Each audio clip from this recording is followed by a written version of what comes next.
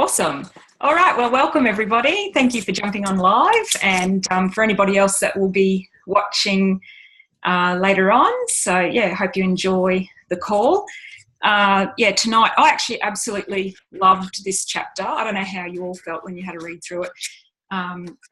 I struggle daily with limiting beliefs. This chapter, when I remember reading through it the first time, really just spoke to me. So I absolutely love this chapter. So I'll just start by reading one of the quotes that is at the beginning of the chapter. So I'll just find it. I've lost my spot. Here it is. All right. So is everybody muted too? Sorry, before I get started, will I just check? Everybody's muted. Yep. I can see a few. All right, very good. All right, so the quote that I would like to just read to you is that your subconscious mind does not argue with you. It accepts what your conscious mind decrees. If you say, I can't afford it, your subconscious mind works to make it true. Select a better thought, decree, I'll buy it, I accept it in my mind. And so, this is just the power of our beliefs that we're telling ourselves every single day. And I guess what was really powerful to me, what spoke to me in this chapter, was the fact that we don't even realise some of the times what we're saying in our own minds to ourselves daily. And what the chapter sort of made us realise is that oftentimes our limiting beliefs have come right from childhood. We've learnt these beliefs and they're entrenched in our mind and in our thinking right from the get-go, from when we were little. I'll just grab my notes. Most of us, we have... I think the internet connection is really crappy. Yes. I think it could be mine. I've just had a little message come up saying my internet's unstable. So am I too glitchy? Oh, okay. Yep. Yeah, I'm actually away on holidays, visiting my parents, and so I'm stuck in a bedroom because we've got like about half a dozen of children running around the house. All right, I might see if I can go move, hey? Do you mind if you come for a walk with me? We'll see what we can do.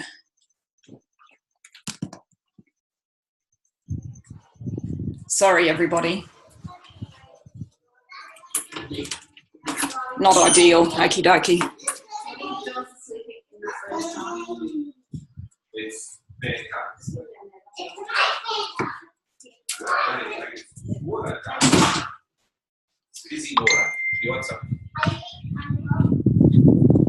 All right, I might just come out to my dad's shed. I'm on a call live, but our internet connection's really bad. Oh. So. Okay.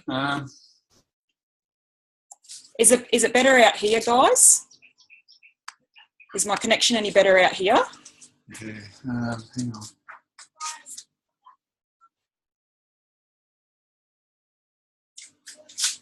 Oh. All right. Hang on.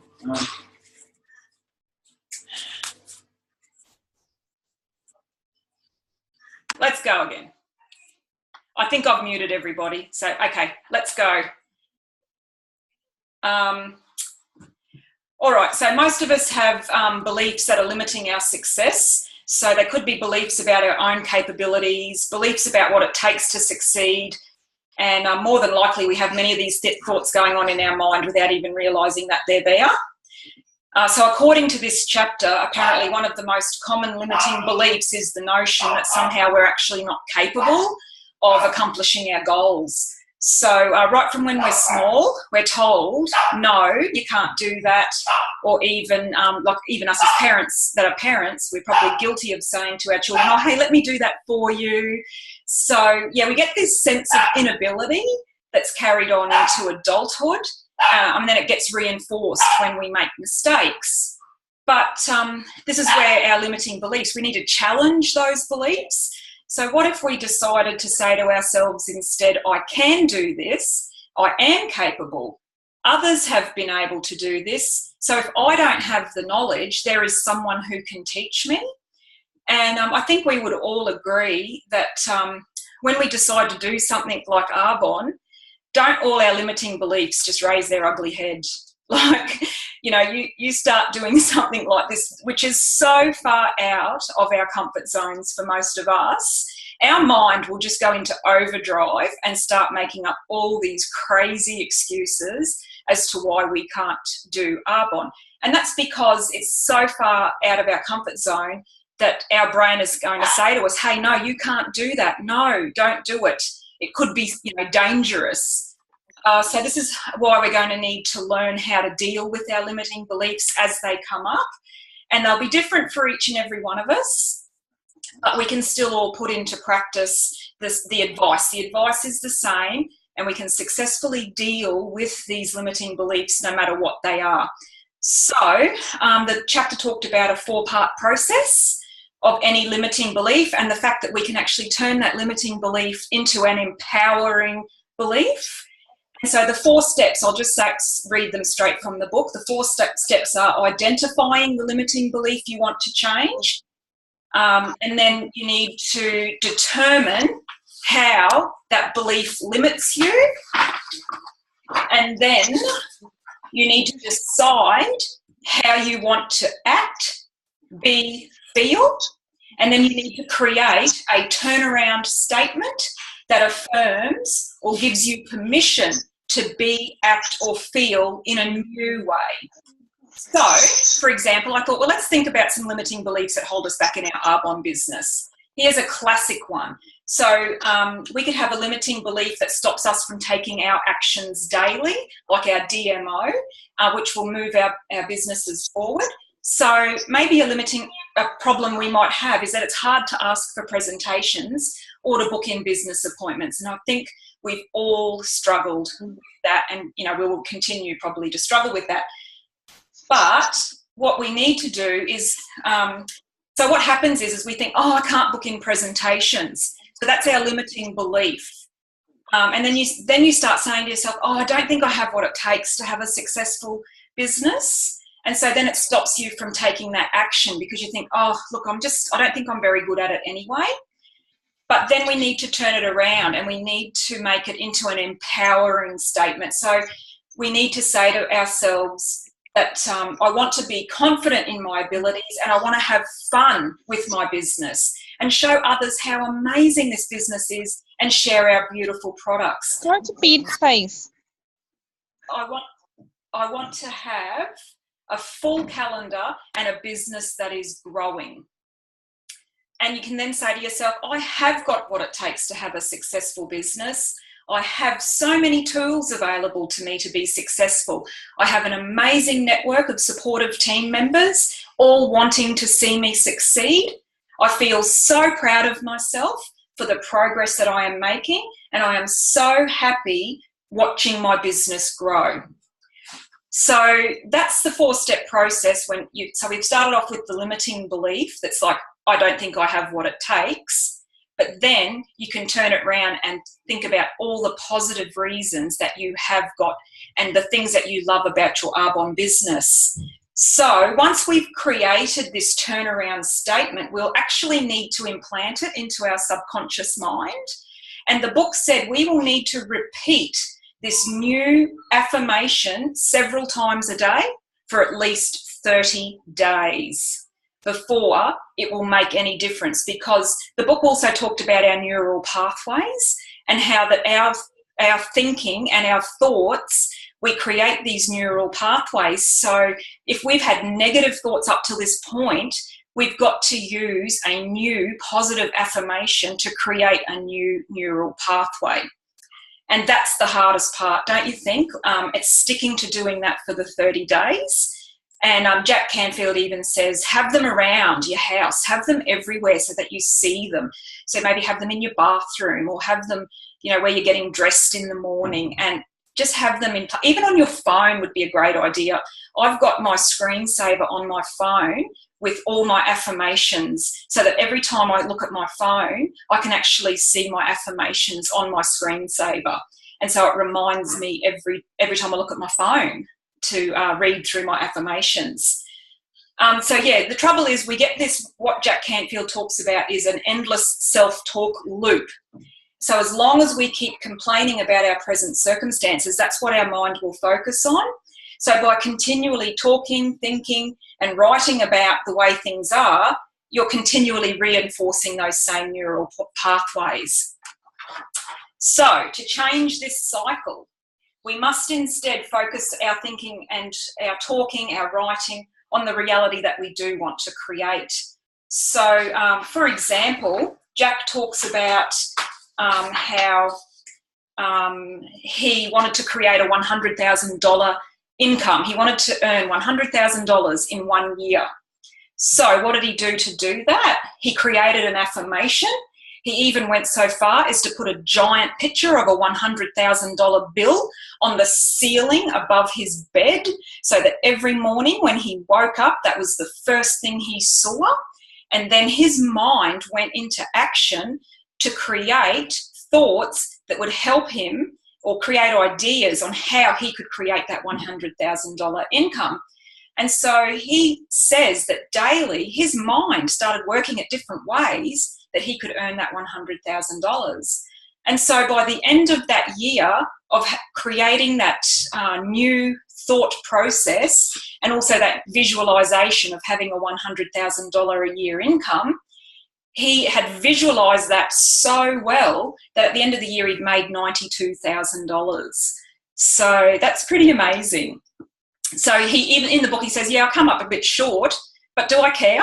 My income before that was only $25,000. Do I care that I was a bit short? Not at all. $92,000, that's amazing. And so that's the power of his visualizations and his affirmations. And so then his wife said, well, what if you visualized $1 million?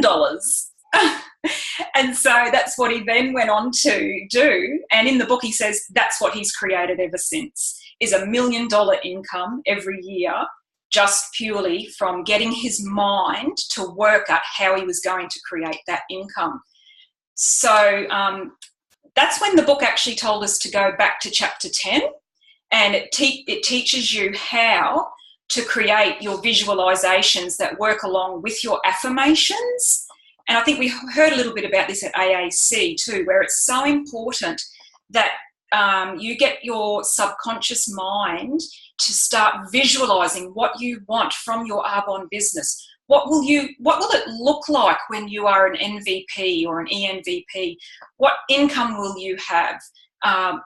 Where will you be going on holidays? Can you imagine sitting in Maui and sipping cocktails in Maui? Imagine yourself there. So they're the visualizations that we need, but we actually then can use our affirmations to work along with what we are visualizing in our mind. And then by saying our affirmations out loud, we're teaching our brain that this is the goal that we want. So the affirmations are, the way to do your affirmations is amazing in that chapter 10. So he gives you, I think it's 9 guidelines. So I actually created my own affirmation based on these guidelines. So I'll just read it out to you. My personal affirmation. This is how it goes. My Arbonne business is thriving and growing daily, and I am so proud of myself for what I have been able to accomplish. My $20,000 a month income is providing my family with choices and freedom to pursue our goals, and I am enjoying all that comes from being a successful ENVP. So that's my affirmation. So that's my, my large goal, or something that I'd like to work towards in the future. But to tie it all together, what happens is our limiting beliefs may possibly want to tell us that we cannot have what we're trying to visualize. And so I think that's why it's so powerful that these 2 chapters are actually linked, because yes, we have this amazing ability to visualize what we want, but our brain is going to come up with those limiting beliefs and say, sorry, no, you can't have that. So we need to challenge those limiting beliefs. And that's where those turnaround statements are so important. So when we're having a really bad day and we just don't think we can book anything in, and we're thinking our Arbonne business is never going to thrive, that's when we have those turnaround statements and we say to ourselves, yes, I have a thriving Arbonne business and I'm loving sharing these beautiful products and the business with other people. So that will keep us on track then for our larger goal or our huge visualization that we have with that big affirmation. So yeah, that's pretty awesome. So what I have found myself personally too is that you do have to create smaller affirmations along the way. So for example, I had an affirmation for a long time that I had to help me get bookings and get presentation bookings. So I would say something, this is one of my affirmations: I am booking presentations each month and I am loving sharing Arbonne products with as many people as I can. I am helping people see the value in our products and they are purchasing their products from me. So just little affirmations like that I've found to be extremely helpful, just to help me keep me on track for my daily tasks, which ultimately then, works us towards our larger goal and our huge affirmation that we have.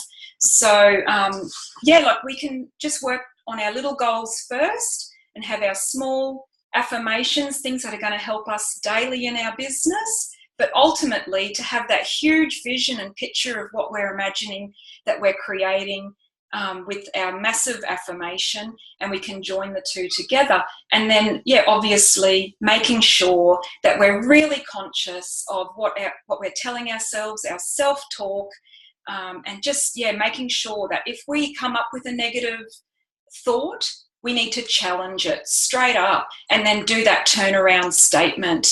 And so that's probably the hardest thing to do, is to catch yourself in that moment when you're having those negative thoughts and teaching ourselves to turn them around. So, it's so powerful, such a powerful message I feel in, the power of our mind. So I think that's about it. That's about all I got out of that chapter, and I hope that's helped. Please repeat, hang on, let's have a look.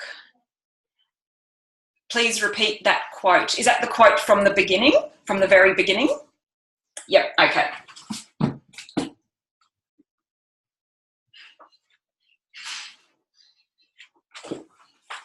So the quote from the beginning is, your subconscious mind does not argue with you. It accepts what your conscious mind decrees. If you say I can't afford it, your subconscious mind works to make it true. Select a better thought. Decree, I'll buy it. I accept it in my mind. So pretty powerful stuff. So that's it from me. I hope that added value, and hope you got a little bit out of that. So thank you very much, guys. I'm sorry about all the horrible stuff at the beginning, but anyway, we got through it. So I'll stop the recording now. Thank you, everybody.